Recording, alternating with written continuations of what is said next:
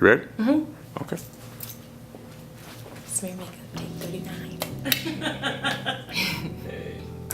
Hello, my name is Keia Johnson, and I am a singer, slash writer, entertainer, performer, and I'm from Memphis, Tennessee.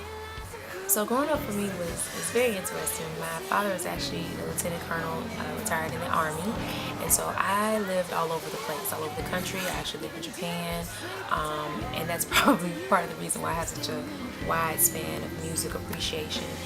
I've grown up around everything from blues and gospel and soul and rock to pop to classical to literally, cultural music, and I appreciate all of it. I appreciate music that makes you move, and music has always made me move, and music has actually been the consistent staple in all of that moving, growing up all over the place.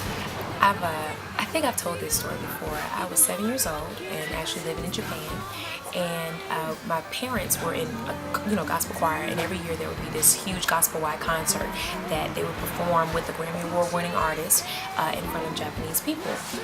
The Japanese that came to see it could not speak English at all, but it moved them. And this particular year, I begged my parents to let me be a part of the concert. Now, granted, you're supposed to be an adult, to be in this choir, but they asked the Grammy Award winner, which was James Bignon, if I could audition. And he was like, she's 7. They're like, well, she just wants to audition.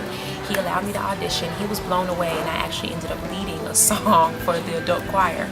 At that moment, being on that stage, seeing thousands of Japanese people, literally Japanese, that could not understand the words that are coming out of my mouth, but felt what the music was, it was so powerful to me that I knew at that moment I wanted to be a part of something that made me feel.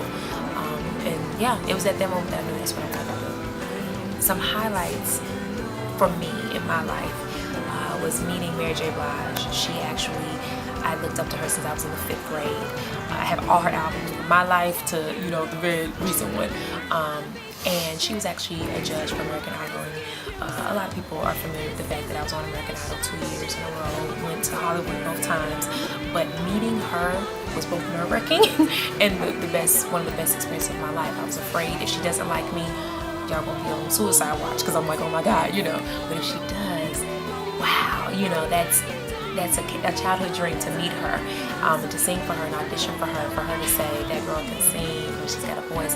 That definitely is a highlight of my life. Singing at the Kennedy Center. I graduated high school right outside of Washington, D.C., and to sing in such a prestigious place was just amazing. I love history. I love, museums and learning, and to be at the Kennedy Center was amazing to me. When I perform my own songs compared to performing what we call cover tunes, it's night and day as far as how I feel. I don't feel you can call yourself an artist if you don't have original songs to perform. You could be an interpreter of other people's songs, but you're truly an artist when you start to perform original material. So when I sing a cover tune and I interpret the cover tune the way I felt it, or the way I would like it to have been sung, or maybe I hear something, I want to try it different, I'm interpreting someone else's song, and that's cool when people receive that. But it's kind of it's misleading when they clap for that, because they could just be clapping because that's their favorite singer, not necessarily you.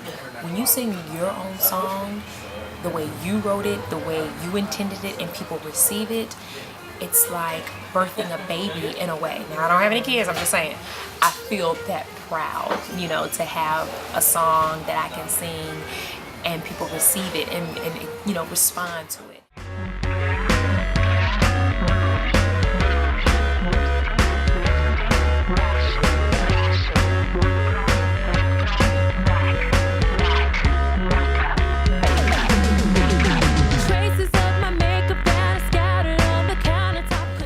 Ultimate goal,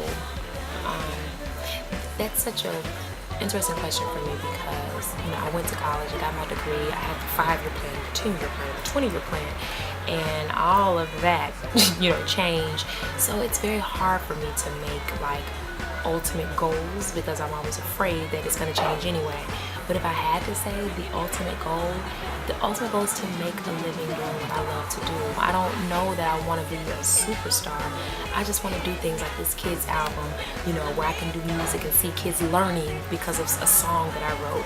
I want to do songs like Move Along, where I can see people growing that text me and tweet me and say, oh my gosh, that song helped me get a breakthrough or break up. I want to do stuff like that, and I just want to do that and make a good living and be happy and share that with my friends and my family and help somebody else and bless someone else. And that's the ultimate goal, period. Okay, so I wanted to drop some knowledge to the aspiring singers and singers out there. People always laugh at me, but there is one item that I never leave home without, whether it's summertime, spring, winter, cold, hot. It's my scarf. This baby here, I have it in all colors, shapes, and sizes. It's very important. Your voice is an instrument and it's a muscle. And if you really take yourself serious as a singer, I feel like every singer should have something that they protect their voice with. And this is a physical garment. It keeps your voice warm and you're ready to hit, whatever show you're going to, you're always ready to hit it because your voice will stay warm. But also, metaphorically speaking, protect your investment.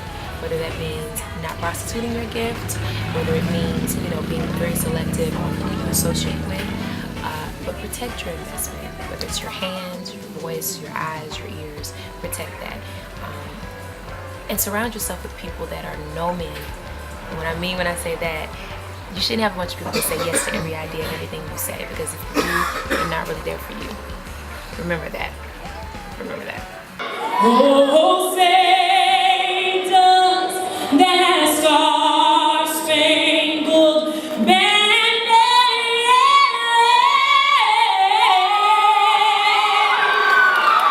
Oh, the